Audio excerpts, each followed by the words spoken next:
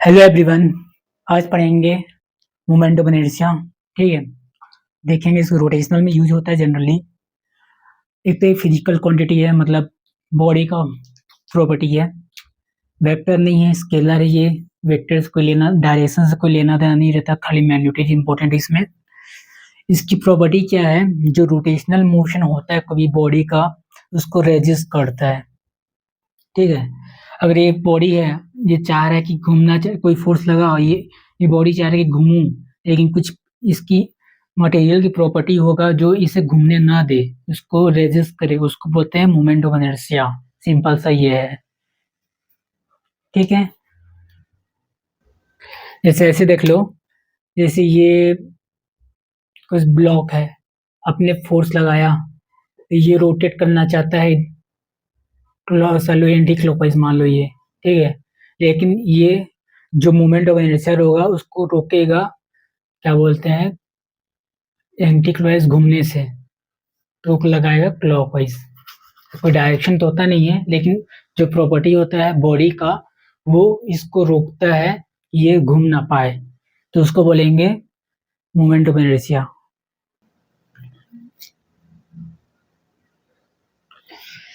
देखो, moment of inertia का magnitude क्या है? I equal to M R square. Perpendicular distance होता है ये, इसका मीनिंग ये है कि ये perpendicular distance from the axis of the rotation.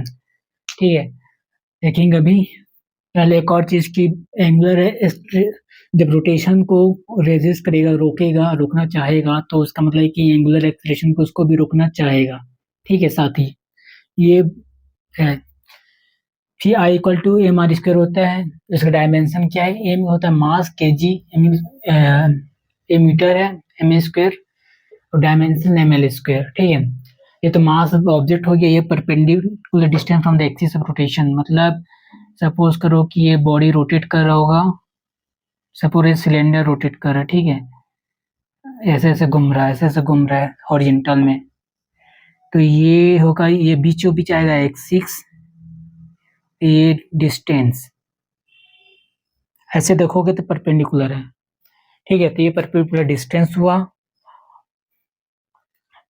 अब देखो, इसका एप्लीकेशन किस में यूज होता है। देखो, ये मशीन डिजाइन के लिए, मतलब कोई भी मशीन को डिजाइन करने के लिए यूज होता है।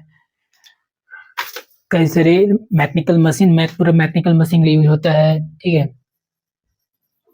फ्लाई व्हील एक वर्ड सुने होगा, उसमें यूज होता है। डिजाइन करने के लिए यूज होता है किसको?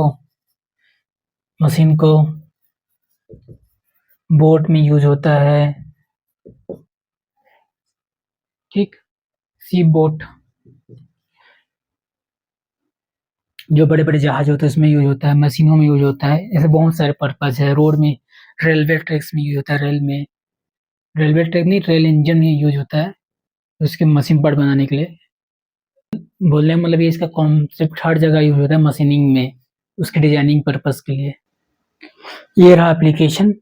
ठीक है, रोटेटिंग मैकेनिज्म को डिजाइन करने के लिए यूज होता है।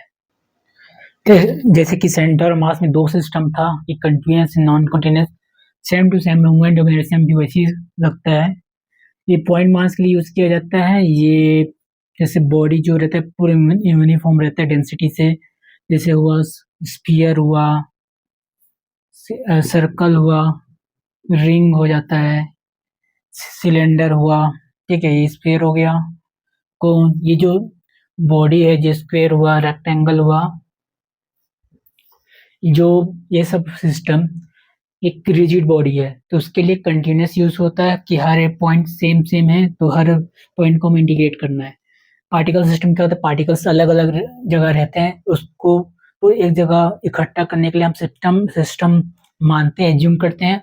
उस सिस्टम के अंदर सभी पार्टिकल्स रहते हैं, तो उसके बेस पे हम दो तरह का होते हैं। पार्टिकल वालों का अलग होता है, इसमें जो मास होता है, डिस्ट्रीब्यूशन इक्वल डिस्ट्रीब्यूशन नहीं होता। यहाँ पर हर एक पॉइंट पे इक्वल डिस्ट्रीब्यूशन होता है मास का। ठीक है, तो उसके उसके लिए अलग कॉन्सेप्ट यूज होता है, उसके लिए अलग मेथड यूज होता है, दोनों के लिए अलग अलग मेथड यूज होता है मूवमेंट वेलोसिटी को डिफाइन करने के लिए।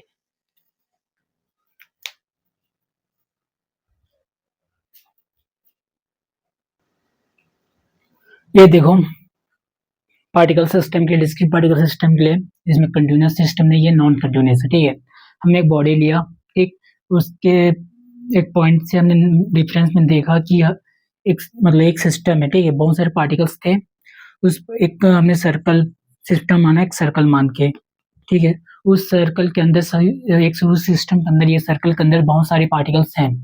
अब उसका मोमेंट ऐसा निकालना है, तो बीच में हमने एक एक्सिस लिया जो, ठीक, उसके बाद उस एक्सिस से हमने डिस्टेंस देख लिया, यहाँ पर R1, ये R2, ये R5, ये R3, ये R4, उस पार्टिकल से, और ये एक्सिस है, ठीक है, एक्सिस है, ये परपेंडिकुलर ऐसा गया है, उसके आजू बाजू हॉरिजॉन्टल में M1, M2, M3 जैसे ये ऐसी है, M1, M2, M3, M4, M5 ऐसा। तो ये वाला सिस्टम में भी ये वाला, और एक रहा कि इस एक्सिस के लॉन्ग ये पूरा एक पार्टिकल एक सिस्टम में आ जाएगा।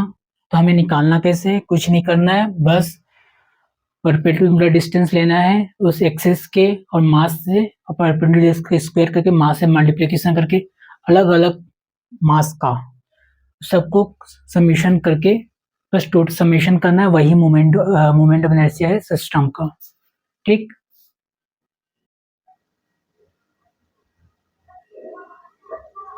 देखो ये वाला क्वेश्चन है, नीट 2004 में आया है, ठीक है, सिंपल सा है, डिस्क्रीट वाला कॉन्सेप्चुअल इसमें यूज किया गया है। तो इसमें सिंपल सा क्या है, देखो हमने एक ट्राइंगल या इक्विलेटरल ट्राइंगल, ठीक है, हमें बोला है क्वेश्चन में तो मोमेंट ऑफ इनर्शिया निकालना है इस एक्सिस के अलोंग। हमने एक सिंपल सा लाइन खींच दिया एक ट्राइंगल के एक साइड में, एक पॉइंट पे, ठीक है, एक एज पे हमने एक ट्राइंगल लाइन खींच दिया, इसके अलोंग हमें मोमेंट ऑफ इनर्शिया निकालना है जहाँ जहाँ मास प्रेजेंट है वहाँ वहाँ, ठीक है, तो एक मास तो ही प्रेजेंट है जिस लाइन में क्रॉस करेगा। तो टोटल सिस्टम वाले कंडीशन ये होता है सभी का समेशन, सभी एक एक पार्टिकल निकालो और सबका समेशन कर दो।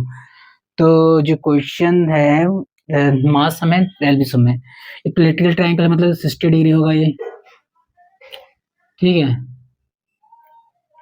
ये तो 60 डिग्री होगा, और क्या बोलते हैं,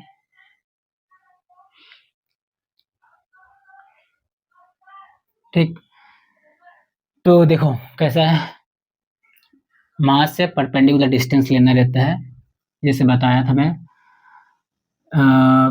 सपोज करो 1 point, 2 point, 3 point, M1, R1, M2, R2, M3, R3, कहाँ से लेना है हमें, इस पॉइंट को ओरिजिन मान के लेना है, तो M1 का 0 ही आ जाएगा, ठीक है, प्लस M2 का आएगा लेंथ L, प्लस M3 का M। आप देखो ये लाइन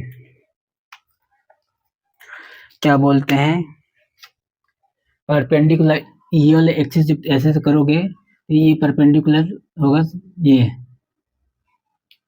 ये बनेगा 30, ये डिस्टेंस L sin 30, ठीक है। तो यहाँ पर